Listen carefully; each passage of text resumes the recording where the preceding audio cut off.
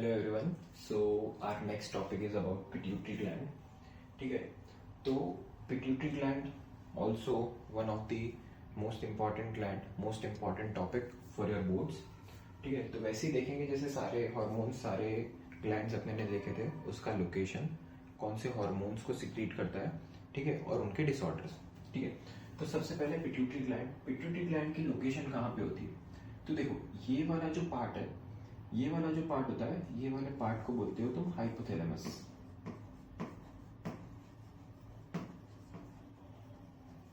तो pituitary gland जो होता है ये हाइपोथैलेमस का बेस है, और ये वाली पिट्यूटरी ग्लैंड है। इसके दो लोब्स हैं, ये वाला इसका पोस्टीरियर लोब है और ये वाला इसका एंटीरियर लोब है। ठीक है, अगेन क्या सिग्निफिकेंस है एंटीरियर और पोस्टीरियर लोब का? तो एंटीरियर लोब से अलग हार्मोन्स का सिक्रीशन होता है और पोस्टीरियर लोब से अलग हार्मोन्स का सिक्रीशन होता है। ठीक है, तो लोकेशन ऑफ पिट्यूटरी ग्लैंड क्या होता है? बेस ऑफ हाइपोथैलेमस,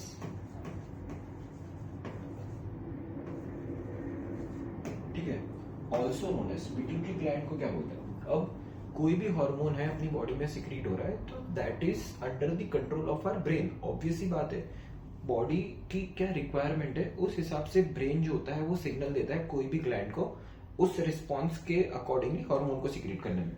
ठीक है, तो ब्रेन सिग्नल कैसे देगा उन सब ग्लैंड को? Through pituitary gland. तो इसको क्या बोलते हो तुम? मदर ऑफ ऑल ग्लैंड्स या mother of glands, pituitary gland.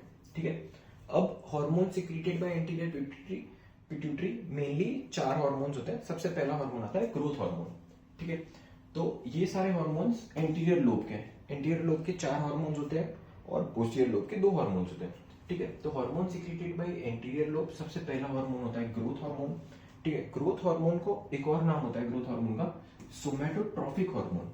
ठीक है, सोमैटो का मतलब होता है बॉडी, ठीक है, और ट्रॉफिक का मतलब होता है ग्रोथ। ठीक है, तो नाम से ही पता चल रहा है कि बॉडी की ग्रोथ के लिए रिस्पॉन्सिबल जो हार्मोन होता है वो ग्रोथ हार्मोन होता है। ठीक है, अब इसके डिसऑर्डर्स क्या हो सकते हैं ग्रोथ हार्मोन के? कि या तो ओवर प्रोडक्शन हो रहा है या तो अंडर प्रोडक्शन हो रहा है। अब over secretion of growth hormone अगर चाइल्डहुड में होता है, अगर बच्चा है उसकी बॉडी के अंदर ग्रोथ हार्मोन का एक्सेस हो रहा है, तो बच्चे में क्या होगा कि बच्चे में बोन मेच्योरिटी अभी तक रीच नहीं हुई है, तो उसकी जो एपिफिशियल प्लेट्स जो होती है बोन में वो अभी तक क्लोज नहीं हुई है, तो बच्चे की जो हाइट होगी वो बहुत ज्यादा बढ़ जाएगी। हाइट जो होगी वो बहुत ज्यादा बढ़ जाएगी, और ऐसी कंडीशन को तुम बोलते हो जाइजेंटिज्म। ठीक है, अगर वही सिचुएशन एक्सेस ग्रोथ हार्मोन है, एक्सेस ग्रोथ हार्मोन अगर एडल्ट के अंदर है, बट एडल्टहुड में आपकी बोन की मेच्योरिटी रीच हो चुकी होगी, जो एपिफिशियल ग्रोथ प्लेट्स हैं वो क्लोज हो चुकी होगी, तो इसमें हाइट जो होगी इंडिविजुअल की वो नॉर्मल हो सकती है। ठीक है, और ऐसी कंडीशन को तुम बोलते हो एक्रोमेगेली। ठीक है, अब अंडर सिक्रीजन ऑफ ग्रोथ हार्मोन, अगर बच्चे के अंदर अंडर सिक्रीजन है, ठीक है, तो होगा क्या कि ग्रोथ उसकी बॉडी कर नहीं पाएगी, तो बच्चे की हाइट जो है ओवर द टाइम छोटी रह जाएगी। ऐसे सिचुएशन को बोलते हो तुम ड्वार्फिज्म।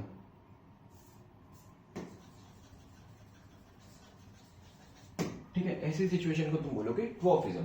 ठीक है, नेक्स्ट हार्मोन देखते हैं। Next hormone is thyroid stimulating hormone. तो अपने ने जैसा कि थायराइड के टॉपिक में देखा था, थायराइड स्टिमुलेटिंग हार्मोन कर क्या रहा था? ये हाइपोथैलेमस वाला पार्ट है। हाइपोथैलेमस जो होता है वो थायरोट्रोफिन रिलीजिंग हार्मोन का सिक्रीशन करता है। वो थायरोट्रोफिन रिलीजिंग हार्मोन ये तुम्हारे थायरोट्रॉफ सेल्स के पास आते हैं जो एंटीरियर पिट्यूटरी में लोकेटेड है। ठीक है, वो एंटीरियर पिट्यूटरी थायरोट्रॉफ सेल से टीएसएच का सिक्रीशन करती है, जिसको थायराइड स्टिमुलेटिंग हार्मोन बोलते हैं। ठीक है, और ये टीएसएच जो होता है वो थायराइड ग्लैंड के पास जाता है और थायरोक्सिन हार्मोन का सिक्रीशन होता है। ठीक है, नेक्स्ट हार्मोन इज एसीटीएच। तो अपने ने एड्रिनल ग्लैंड के टॉपिक में देखा था, क्या हो रहा था कि हाइपोथैलेमस जो था, हाइपोथैलेमस कॉर्टिकोट्रोफिन रिलीजिंग हार्मोन का सिक्रीशन कर रहा था। वो कॉर्टिकोट्रोफिन रिलीजिंग हार्मोन एंटीरियर पिट्यूटरी के पास आ रहा था। एंटीरियर पिट्यूटरी के पास से वो एसीटीएच का सिक्रीशन हो रहा था, और एंटीरियर एसीटीएच जो था वो एड्रिनल ग्लैंड पे जाके बहुत सारे हार्मोन्स निकाल रहा था, जैसे कि वो मेड्यूला के पास जाएगा और वो कॉर्टेक्स के पास जाएगा। ठीक है, मेड्यूला के पास जाके वो सिक्रीट करेगा एड्रिनालिन, उसके फंक्शंस अपने ने पूरा एड्रिनल ग्लैंड के टॉपिक में देखे थे। कॉर्टेक्स के पास जाके वो 3 हार्मोन्स का सिक्रीशन करवाएगा। सबसे पहला था एल्डोस्टेरॉन, जिसको मिनरलोकॉर्टिकॉइड्स बोलते थे। दूसरा था ग्लूकोकॉर्टिकॉइड्स, जो कॉर्टिसोल था। ठीक है, और तीसरा था गोनेडोकॉर्टिकॉइड।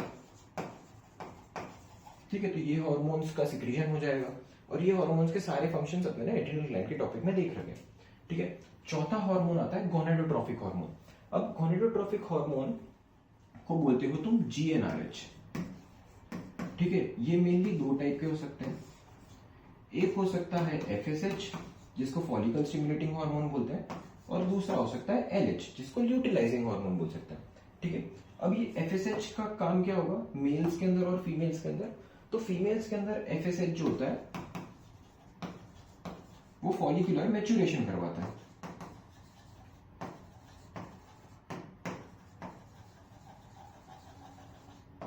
ठीक है, और मेल्स के अंदर एफएसएच स्पर्म प्रोडक्शन के काम में आएगा, स्पर्मेटोजेनेसिस के काम में आएगा। ठीक है, एलएच का काम क्या होता है? एलएच जो होता है वो फीमेल्स के अंदर प्रोजेस्टेरॉन हार्मोन का सिक्रीशन करवाएगा और मेल्स के अंदर टेस्टोस्टेरॉन का सिक्रीशन करवाता है। ठीक है, तो गोनेडोट्रोफिक हार्मोन 2 टाइप के होते हैं, एफएसएच होता है, एलएच होता है। फॉलिकल स्टिमुलेटिंग हार्मोन का काम फीमेल्स के अंदर फॉलिकुलर मैच्योरेशन होता है, मेल्स के अंदर स्पर्मेटोजेनेसिस होता है। एलएच का काम फीमेल्स के अंदर प्रोजेस्टेरॉन का प्रोडक्शन होता है और मेल्स के अंदर टेस्टोस्टेरॉन का प्रोडक्शन होता है।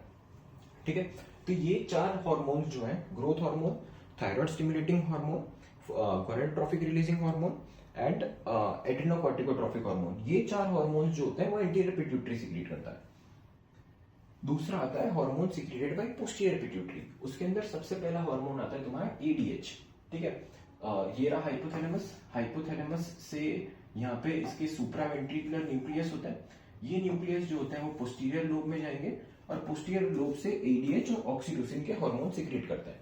ठीक है, तो सबसे पहला हार्मोन आता है एडीएच, जिसको एंटी डायूरेटिक हार्मोन भी बोलते हैं और वेसोप्रेसिन भी बोलते हैं।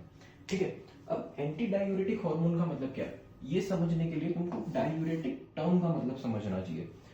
डायूरेटिक या डायूरेसिस का मतलब ये होता है कि एक्सेस यूरिनेशन जो बॉडी में से हो रहा होता है उसको डायूरेसिस बोलते हैं। ठीक है, एंटी डायूरेसिस, तो डायूरेसिस का मतलब क्या होगा? एक्सेस और एबनॉर्मल यूरिनेशन, उसको डायूरेसिस बोलते हैं।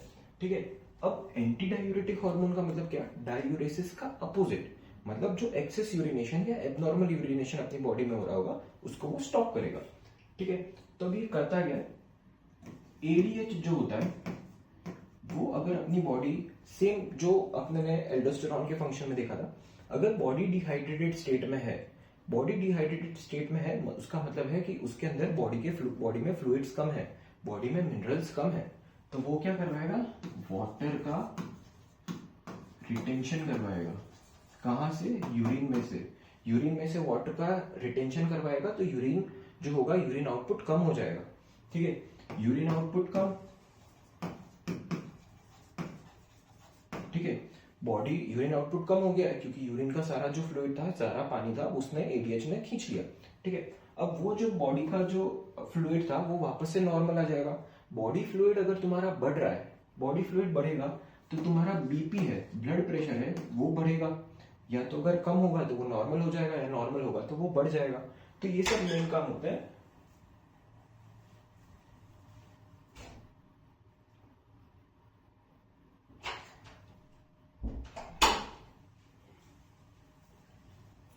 तो ये सब मेन काम होते हैं एंटी डायूरेटिक हार्मोन के। ठीक है, अगर एंटी डायूरेटिक हार्मोन की डेफिशिएंसी होगी, ठीक है, एंटी डायूरेटिक हार्मोन की डेफिशिएंसी होगी तो इस कंडीशन को तुम बोलते हो डायबिटीज इंसिपिडस।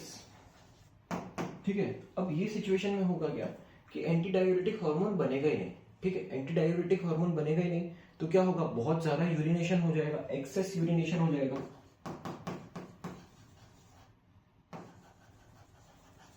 एक्सेस यूरिनेशन को तुम बोलते हो पॉलीयूरिया। ठीक है, यूरिनेशन एक्सेस हो गया है तो बॉडी का जो फ्लूइड है वो कम हो जाएगा, बॉडी डिहाइड्रेटेड हो जाएगी, तो बहुत ज्यादा बॉडी डिहाइड्रेशन की वजह से प्यास लगेगी, तो बहुत ज्यादा पानी पियोगे, पानी पीने की कंडीशन को तुम बोलते हो पॉलीडिप्सिया।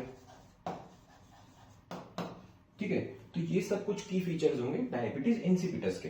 अब तुम्हारे बोर्ड एग्जाम्स में तुमको ये टर्म्स को डिफरेंशिएट करने के लिए पूछ सकते हैं कि state the difference between diabetes insipidus and diabetes mellitus.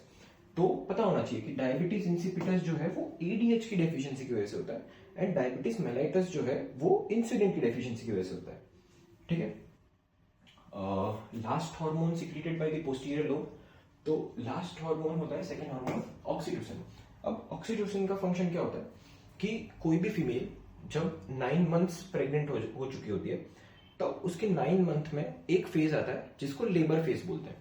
अब उस लेबर फेज में होगा क्या कि जो भी फीटस है, जो भी बच्चा अंदर है, उसको बाहर डिलीवर करना है, तो उसको बाहर डिलीवर करने में यूट्रस जो है वो कॉन्ट्रैक्ट करेगा। यूट्रस कॉन्ट्रैक्ट करेगा तो अंदर का जो बेबी है वो बाहर डिलीवर हो जाएगा। ठीक है, तो वो जो यूट्राइन कॉन्ट्रैक्शन करवाता है उसमें जो मेजर हार्मोन रिस्पॉन्सिबल होता है वो होता है ऑक्सीटोसिन और वो सिक्रेट होता है पोस्टीरियर लोब से।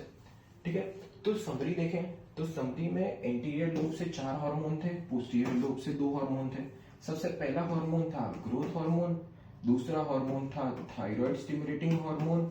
ठीक है, तीसरा हार्मोन था गोनेडोट्रोफिन रिलीजिंग हार्मोन, और एक और लास्ट इंपॉर्टेंट हार्मोन था एसीटीएच। इसमें थे एफएसएच और एलएच और एसीटीएच। ठीक है, अब सबके डिसऑर्डर्स मैंने आगे बता दिए, एक बार देख लेना। पोस्टीरियर लोब के जो हार्मोन्स होते हैं, सबसे पहला हार्मोन होता है एडीएच जिसकी डेफिशिएंसी वजह से डायबिटीज इंसिपिटस होता है, और दूसरा हार्मोन होता है ऑक्सीटोसिन। ठीक है, तो that's it for the pituitary gland. Thank you.